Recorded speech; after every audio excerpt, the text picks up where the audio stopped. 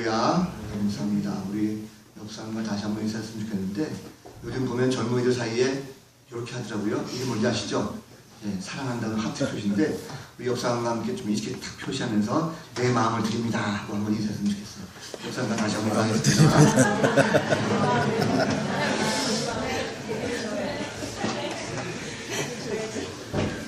이것도 잘 안 되나요? 네. 오늘 이 시간 하나님께서 따스한 사랑의 마음을 가지고 우리에게 주시리라 믿습니다. 어렸을 때 저희들이 학교 다닐 때는 학교에서 어버이날 되면 전날 학교에서 부모님께 편지를 썼습니다. 아마 그런 경우 많이 있을 거예요. 전날 편지 썼다가 이제 가져가서 어버이날 어머니한테 드리는, 아버지에게 드리는 이런 행사가 많이 있었습니다.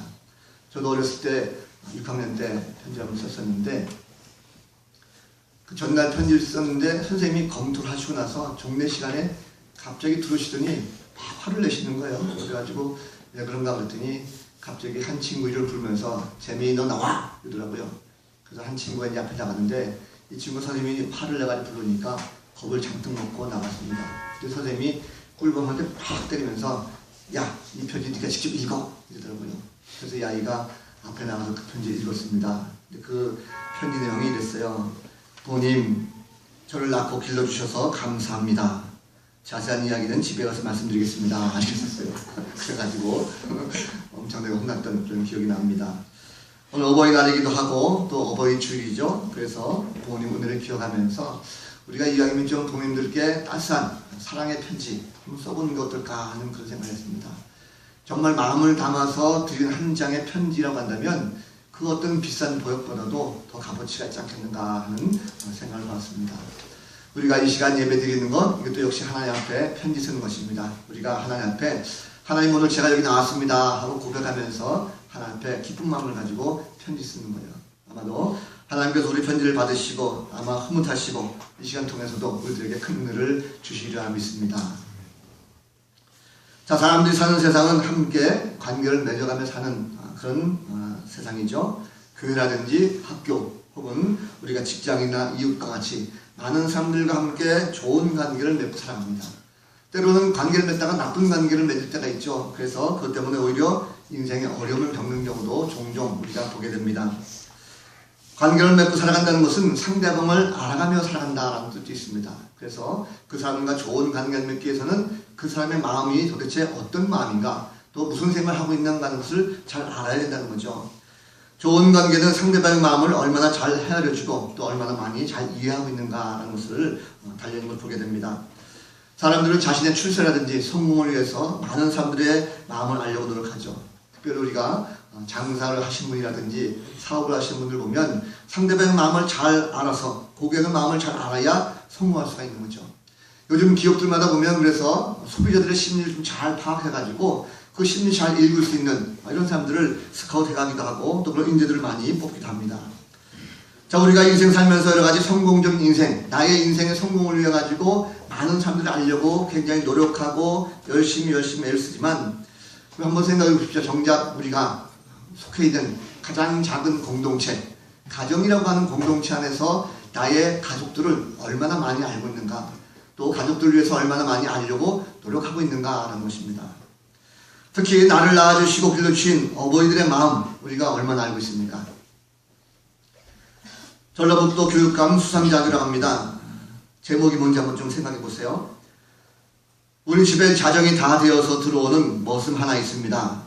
그는 자기를 무척 닮은 아이들의 잠자리를 살펴주고 지친 몸을 방바닥에 부립니다. 아침 그는 덜 깬 눈을 부비며 우리 형제를 학교라는 곳까지 데려다주고 허름한 지갑 속에서 몇 장 안 되는 구겨진 종잇돈을 살점처럼 떼어줍니다. 그리고 그는 일자리로 가서 개미처럼 밥알을 모으며 땀을 흘립니다.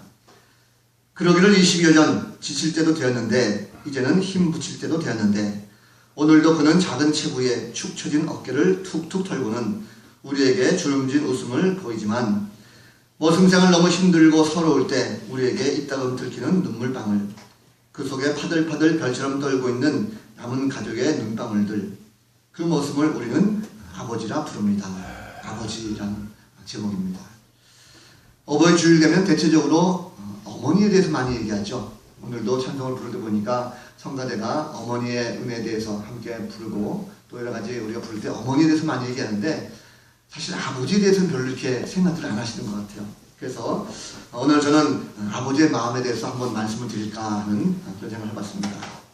그렇다고 해가지고 여기 계신 어머니들 서운하다 생각하지 마시고 이왕이면 아버지 말씀할 때 그냥 아버지만 말씀하는 것이 아니라 더불어 어머니까지 같이 어버이에 관한 그런 말씀이다 라고 생각하시고 함께 은혜를 받았으면 좋겠습니다. 자, 오늘 본문 말씀 보면 예수님께서 마지막 고별 설교를 마치시고 난 후에 하시는 기도문입니다. 근데 기도문이 굉장히 길어요. 성경에 보면 주님께서 하신 기도 가운데 가장 긴 대목이 바로 요한복음 17장에 나와 있습니다. 순환당하시를 앞에 두고 이제 고난당하는 그 일을 앞에 두시고 기도하는 장면인데 이 기도가 주님께서 하실 때에 이제 인류의 구속에 희생제물로 주님이 가셔야 되니까 자신의 들고자 하는 모든 헌신적인 그런 기도 내용이 다 들어있습니다. 뿐만 아니고 남겨질 제자들을 위해서 이 제자들을 어떻게 하면 좋을까 해서 그 제자들을 위한 중보 기도가 또 들어있습니다. 그러다 보니까 이 기도가 굉장히 길기도 하고 그래서 학자들은 대제사장적인 기도다라고 하는 그런 얘기도 합니다. 자, 1절 말씀 보면 하늘을 우러러 이제는 때가 이르렀으니 자신을 영원롭게 하셔서 아들로 하여금 아버지를 영원롭게 하라 말씀하고 있고 또 2절을 보면 주님 자신이 아버지께로부터 받은 권세를 말씀하시면서 3절에 가서는 영생은 곧 유일하신 참 하나님과 그가 보낸 자 예수 그리스도를 아는 것이다 라고 말씀하고 있습니다. 자, 1절부터 5절까지의 짧은 말씀이지만 예수님께서 이 말씀 가운데 가장 많이 사용하신 단어가 있습니다. 바로 아버지라는 단어죠. 아버지라는 호칭입니다. 성경 보면 예수님께서 아버지라는 호칭을 참 많이 사용하시는데 여러분 그렇다고 한다면 저는 이 말씀 준비하면서 주님이 도대체 아버지를 얼마나 많이 알고 있었을까 하는 그런 의문을 좀 갖게 됐습니다. 우리는 하나님 아버지를 잘 모르죠. 잘 알 수가 없습니다. 왜 그렇습니까? 우리가 우리 입으로 하나님 아버지라고 고백을 하지만 사실 하나님을 알 수 없는 것이 하나님은 신이시고 우리는 인간입니다. 그러다 보니까 우리의 생각이라든지 우리의 감정으로 하나님을 알고자 해서 아는 것이 아니라는 거죠. 또 내가 노력한다고 해서 하나님 아버지를 아는 것도 아닙니다. 자, 그렇다고 한다면 예수님은 하나님을 얼마나 알고 계실까?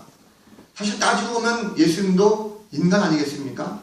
어떤 분은 뭐 인간이 아니다 라고 하는 수도 있겠지만 주님이 이 땅에 오신 순간 완전한 인간으로 오셨습니다. 완전한 인간이기에 그 인간의 좁은 생각을 가지고 어떻게 하나님을 알 수가 있다라고 할 수가 있는 거죠. 아버지라 부른다고 해가지고 그 모든 생각과 마음을 다 알 수 있습니까? 그럼 타락한 인간입니다. 인간은 타락했기 때문에 하나님을 내가 안다라고 한다면 굉장히 교만한 것이고 그것은 두려운 것이고 큰 죄입니다. 인간의 피조물 창조주이신 하나님 앞에 감히 아버지라 부를 수 있는 것은 그분을 안다고 할 수가 없는 거죠. 그것은 신선모독죄고 주변의 많은 유대인들이 화를 내게 당하는 것이고 심지어 돌을 맞아 죽을 수 있는 그런 상황입니다. 자, 하나님을 아는 식도 아무한 것이 아니죠. 예수님을 알지라도 눈으로 볼 때 그가 신성이 아니라 인간입니다. 인간이다 보니까 감히 하나님을 안다라고 쉽게 말할 수 없는 거죠. 적어도 하나님을 안다라고 한다면 하나님으로부터 뭔가 인정받은 사람, 그래서 하나님께서 이 사람은 내가 아들이야 하고 확실하게 뭔가 주는 이런 경우가 이제야 되겠는가 하는 생각을 보게 됐습니다. 이 말씀 가운데 유독 주님이 아버지라는 단어를 많이 사용하시는 것을 보고 왜 주님을 이렇게 항상 아버지를 부르셨을까 하는 것을 좀 생각해 봤습니다. 그럴 때마다 제가 항상 보면 이 아버지라는 단어 생각할 때마다 참 애틋한 모습을 발견해요. 아버지라는 호칭을 부를 때마다 참 가슴이 찡합니다. 왜 그렇습니까? 저와 여러분이 다 아버지를 알고 있고 또 아버지를 경험했기 때문이었습니다. 사실 저희 아버지도 돌아가신 지 이제 16년 됐습니다. 아버지라는 호칭을 저도 부르고 싶지만 참 돌아가신 이후에 가만히 생각해보면 참 불자식이다라고 하는 그런 생각을 많이 하게 됩니다. 나이가 들어가면 들어갈수록 아버지가 더 생각난다라고 하는 그런 얘기를 하는데 사실 그 말이 맞는 것 같아요. 우리가 태어나면서부터 가장 많이 부르는 호칭이 바로 아버지 혹은 어머니 아니겠습니까? 이렇게 아버지, 어머니를 많이 부르고 있는데 과연 우리가 그렇다고 한다면 부모님의 마음을 우리가 알고 있는가라는 것입니다. 특히 여러분 아버지의 마음을 우리가 얼마나 많이 알고 있습니까? 자식들은 부모를 잘 알지 못합니다. 특별히 부모의 마음을 잘 알지 못하죠. 매일 아침마다 아버지와 함께 만나고 함께 인사하고 같이 식사하고 그렇게 우리가 아버지라고 부르지만 정말 아버지의 속마음을 아는 그런 자녀들은 그렇게 많지가 않습니다.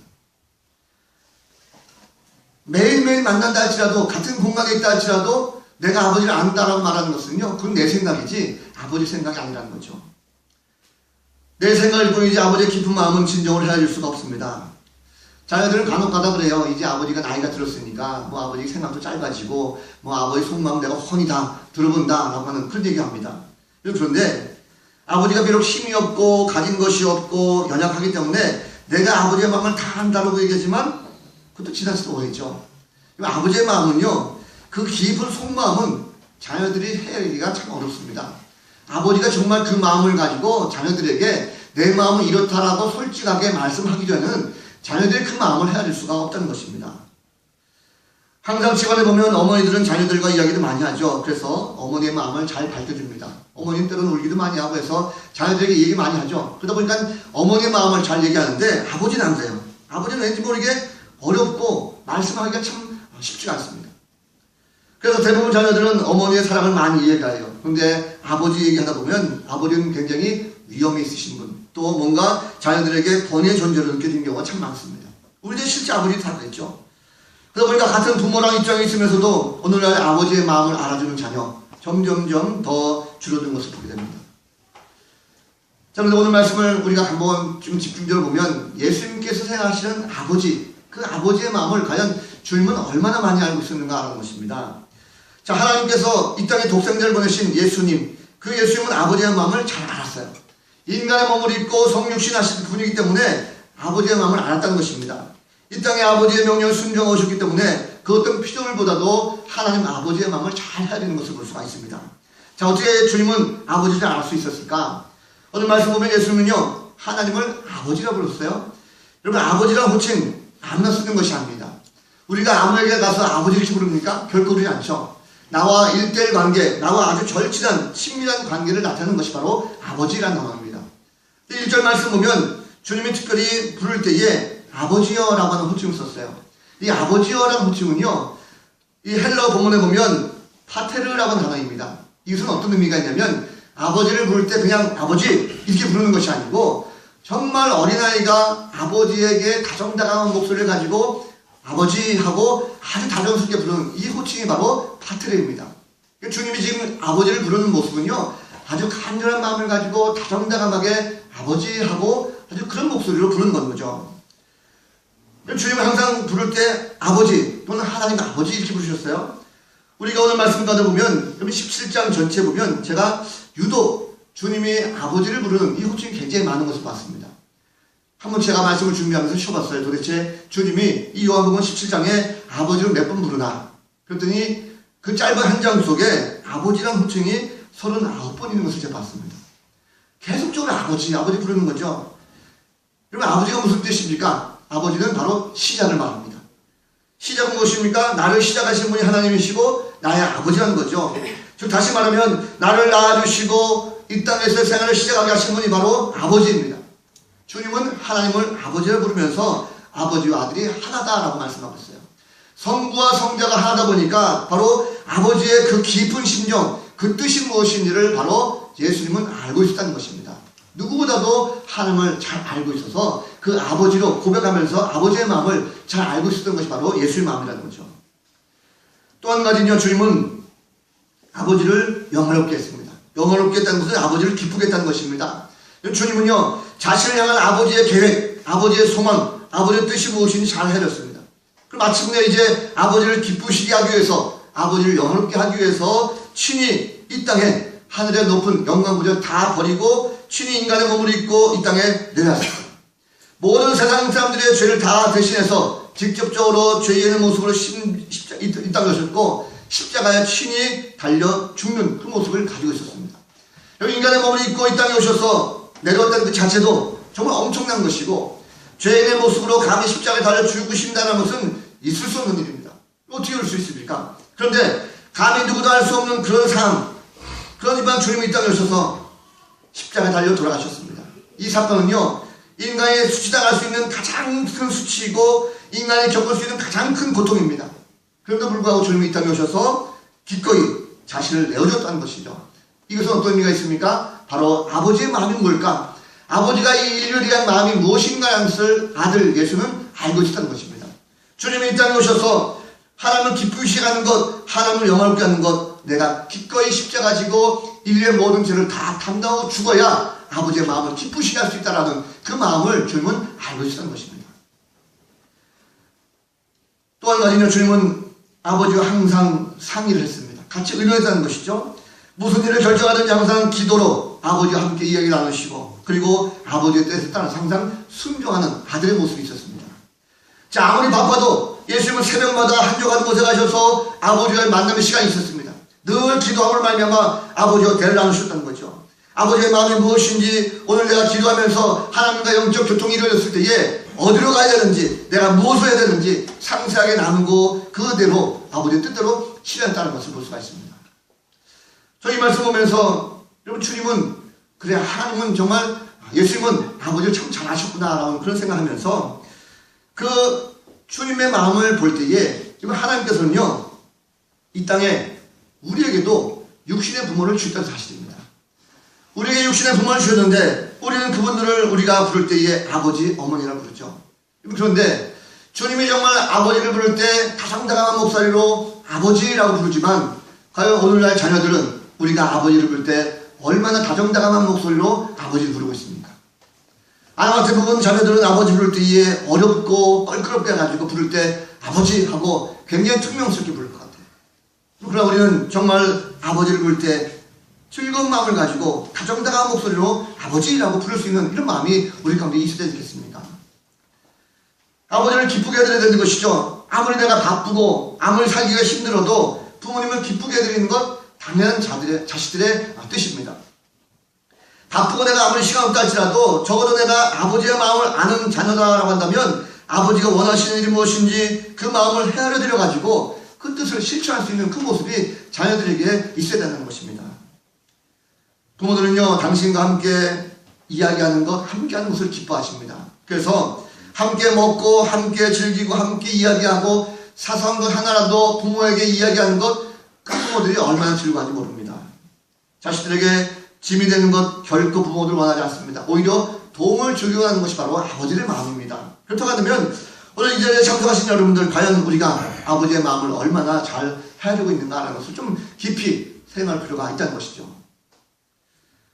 이런 얘기가 있습니다. 어느 초등학교 선생님이 아내를 여의었어요. 그래서 딸 하나가 있었는데 12살 먹은 딸입니다. 이 딸아이한테 잘해주고 싶은데 아버지가 학교 선생님이다 보니까 제대로 잘 하지 못하는 거예요. 늘 이 아이한테 미안한 마음이 있었습니다. 그런데 이 방학을 해가지고, 방학을 이용해서 이제 겨우겨우 시간 내가지고 크리스마스 임박했을 때에 집에 가서 이 아이하고 한 3일 정도 시간 내서 함께 이야기하고 함께 먹고 같이 이 아이를 위해서 시간을 보내려고 마음 먹고 갔어요. 근데 막상 집에 가니까 이 아이가 아버지를 보지 않고 방 안에만 틀어박혀 있는 것입니다.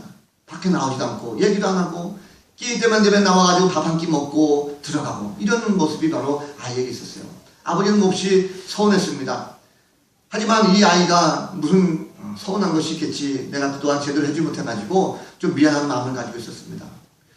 3일째 되었을 때 크리스마스가 되었어요. 그래서 이 아이가 이제 딱 나왔는데 아빠 하면서 아주 밝은 모습을 가지고 나와가지고 아버지에게 선물을 주는데, 이 아이가 3일 동안에 방 안에 들어가가지고 손으로 직접 짠 벙어리 장갑을 가지고 아빠에게 선물합니다. 이 아이는 3일 동안 방 안에 틀어박혀가지고 아빠가 기뻐하시겠지 하면서 열심히 장갑을 짜가지고 아빠에게 들었다는 거죠. 아빠가 웃음을 받으면서 마음에 기쁨도 있었지만 한편으로는 서운한 것이 있었어요. 무엇입니까? 아빠의 마음은 그것이 아니라는 거죠. 아빠의 마음은 이 아이와 함께 3일 동안 같이 이야기도 나누고 그동안에 있었던 일도 함께 나누면서 즐거워하고 같이 먹고 같이 놀러도 가고, 이런 모습을 가지고 아빠는 기대했는데 이 아이는 아빠의 마음을 잘 몰랐다는 것입니다.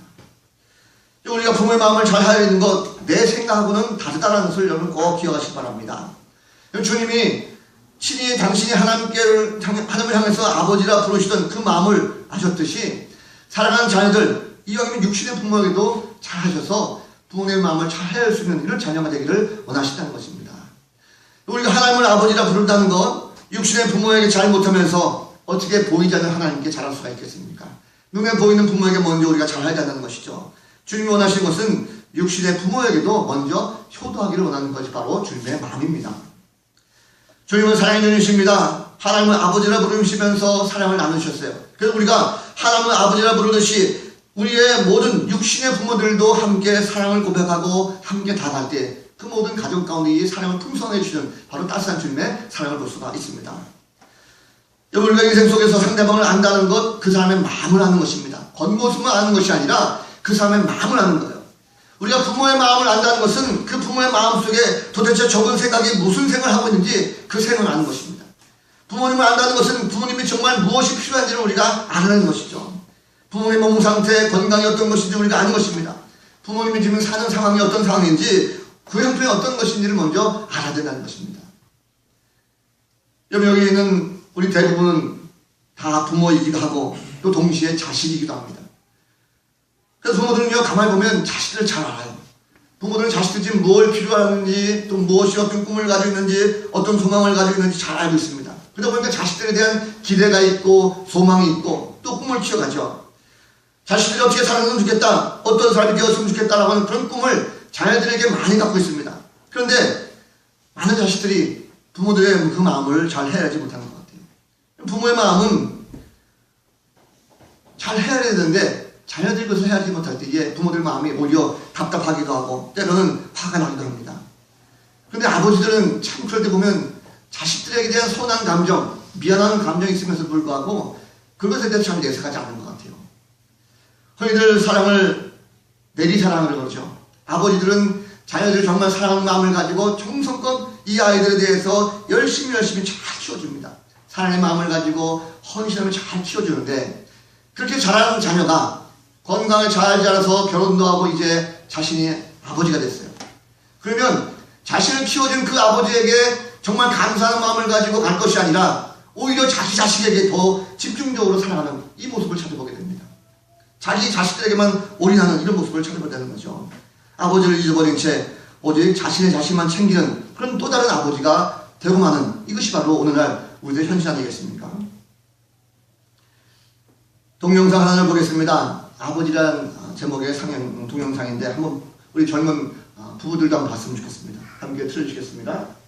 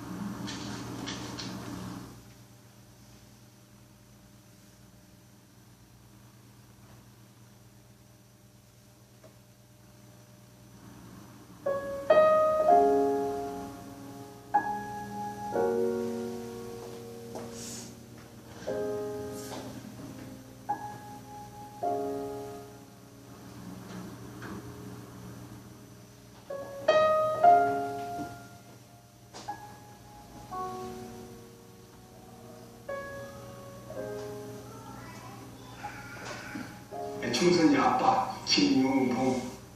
난 신홍철 아빠 신현기. 이영근입니다. 큰아들이. 저 영우 아버지 되는 사람입니다. 조유석 아빠. 진영이 아빠. 성함은 김성도. 생각나지요. 그 아들 딸만 낳다가 아들 가졌는데 요번에도 딸이 못 갖고 했는데 이 엄마, 아빠, 동생한테 신경을 넣고 부모로서 이렇게 무언가를 충분하게 해줘야 되는데 그런 것도 못 해주고 그래서 참 마음이 아픕니다. 아들이라는 것은 어느 누가 바꿀 수도 없는 것이고 크게 뭐 도와주지도 못했고 했는데 그들이 알아서 잘 커가지고 계속 부족한 게 부모 마음 아닐까요? 죽는 순간까지. 제가 그런 마음으로 살고 있어요. 계속 부족한 거예요. 너무 어마어마했다는데 그게 좀 미안해.